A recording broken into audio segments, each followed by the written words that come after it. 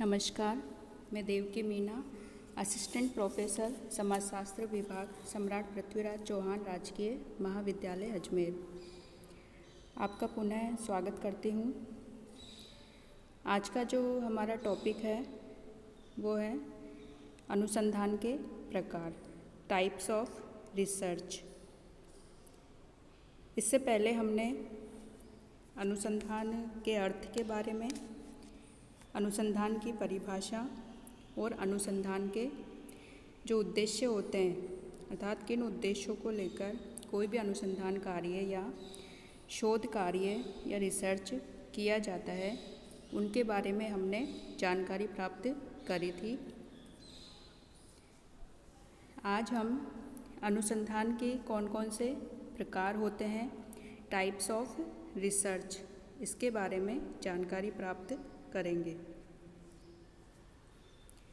तो अनुसंधान के प्रकारों के बारे में जानने से पहले हम बात करते हैं कि हमारे सामने कोई भी समस्या होती है या कोई भी प्रश्न होता है, समस्या के समाधान के लिए या किसी प्रश्न का उत्तर खोजने के लिए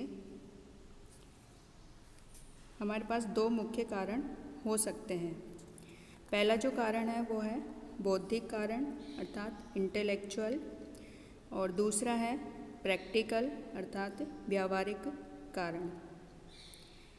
जो फर्स्ट है बौद्धिक कारण है, उसका संबंध मनुष्य की जिज्ञासा से है, अर्थात जिज्ञासा की जो प्रवृत्ति है मनुष्य में पाई जाती है, उस जिज्ञासा की प्रवृत्ति के कारण वह ज्ञानार्जन करता है, ज्ञान प्राप्त करता है और अपनी जिज्ञासा की जो ज्ञान प्राप्त करने की जो उसकी इच्छा है, उसकी संतुष्टि के लिए वो अनुसंधान करता है या किसी भी प्रश्न का उत्तर खोजना चाहता है। दूसरा जो कारण है व्यावहारिक कारण। व्यावहारिक का जो कारण है उसका संबंध मनुष्य की उस इच्छा से है जिसके द्वारा वह ज्ञान प्राप्त करता है और इस ज्ञान का उपयोग वह दूसरे कार्यों को अधिक कुशलतापूर्वक करने के लिए करता है, यानी कि इस ज्ञान का उपयोग वो दूसरे जो कार्य है उनको अधिक और अच्छे ढंग से वो करने के लिए इस ज्ञान का यूज करता है। तो इन दो कारणों के लिए मनुष्य किसी भी प्रश्न का उत्तर खोजना चाहता है या किसी समस्या का समाधान करना चाहता है, बौद्धिक कारण और व्यावहारिक कारण। अब हम जानते हैं कि जो अनुसंधान के जो प्रकार है उनको प्रमुख रूप से हम दो भागों में हम बांट सकते हैं। पहला जो प्रकार है वो है मूलभूत अनुसंधान या फंडामेंटल, या फिर हम बेसिक रिसर्च भी उसको कह सकते हैं, और जो दूसरा प्रकार है अप्लाइड रिसर्च या व्यावहारिक अनुसंधान। तो जो पहला जो है मूलभूत अनुसंधान है, उसका मतलब यह है कि जब अनुसंधान कार्य में जो प्राप्त निष्कर्ष होते हैं, अनुसंधान कार्य के द्वारा जो निष्कर्ष प्राप्त किए जाते हैं, उन निष्कर्षों के द्वारा जब हम किसी विशेष वैज्ञानिक नियमों का प्रतिपादन करते हैं तो वो मूलभूत अनुसंधान के अंतर्गत आते हैं या हम बेसिक रिसर्च के अंतर्गत आते हैं। और मूलभूत अनुसंधान में जो अनुसंधानकर्ता होता है, शोधकर्ता होता है, वह प्राकृतिक घटनाओं को अपने अध्ययन के निष्कर्षों से संबंधित करता है। इस प्रकार का जो अनुसंधान है, बेसिक रिसर्च है, उसका प्रमुख कारण फैक्ट्स या तथ्यों को एकत्रित करना होता है। और अनुसंधानकर्ता इस प्रकार के अनुसंधान में इन तथ्यों को उपयोगिता की दृष्टि से एकत्रित नहीं करता, बल्कि वह इन तथ्यों को या फैक्ट्स को या जानकारियों को इसलिए इकट्ठा करता है क्योंकि जो ये तथ्य हैं एकत्रित करने योग्य होते हैं, और जो मूलभूत अनुसंधान है वह शोधकर्ता के ज्ञान में वृद्धि करते हैं। दूसरा जो प्रमुख प्रकार है वो है व्यावहारिक अनुसंधान। व्यावहारिक अनुसंधान में वे अनुसंधान आते हैं जिनके द्वारा किसी समस्या विशेष का समाधान आवश्यक होता है और इसके अंतर्गत विज्ञान के कुछ विशेष नियमों का किसी विशेष घटना के बारे में, किसी नियमों का किसी विशेष घटना पर प्रभाव जाना जाता है। तो जो मुख्य प्रकार है अनुसंधान के, मूलभूत अनुसंधान और व्यावहारिक अनुसंधान, अप्लाइड रिसर्च। इसके अलावा यदि हम अनुसंधान के रिसर्च के और प्रकार देखें तो इसमें प्रमुख है एडवर्ड और क्रोनबेक के अनुसार अनुसंधान के 4 प्रकार हैं। फर्स्ट है सर्वेक्षण अनुसंधान, सर्वे रिसर्च। सेकंड प्रविधि अनुसंधान, टेक्निक रिसर्च। थर्ड है व्यावहारिक अनुसंधान, अप्लाइड रिसर्च। और फोर्थ आलोचनात्मक अनुसंधान या क्रिटिकल रिसर्च। तो सबसे पहले हम देखते हैं सर्वेक्षण अनुसंधान। सर्वेक्षण अनुसंधान है, सर्वे रिसर्च है, उनका संबंध उन सामान्य समस्याओं से है जिसके अंतर्गत यह हम निश्चित करते हैं कि कौन सा चर यानी वेरिएबल्स किसी अन्य दूसरे चर से, दूसरे वेरिएबल से किस रूप में या किस सीमा तक संबंधित है।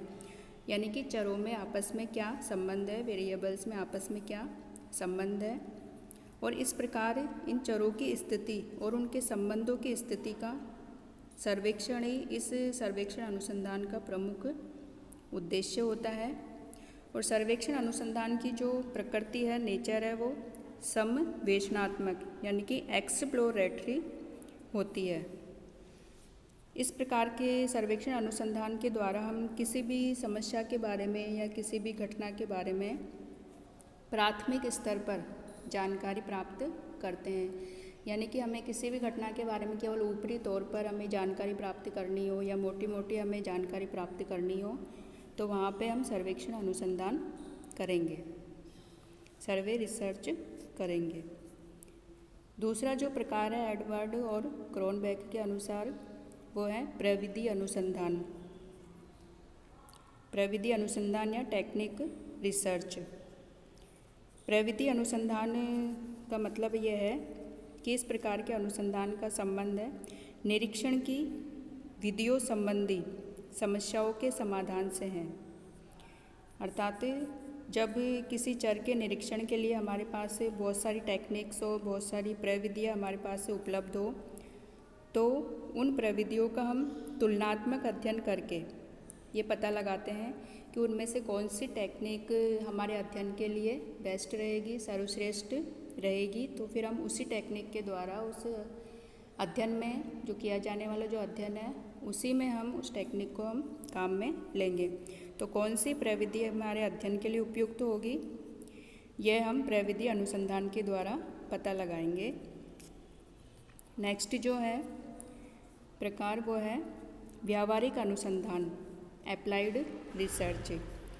अभी जैसे हमने पहले भी बात करी अभी इसके बारे में, तो व्यावहारिक अनुसंधान के अंतर्गत हम व्यावहारिक समस्याओं का समाधान प्रस्तुत करते हैं।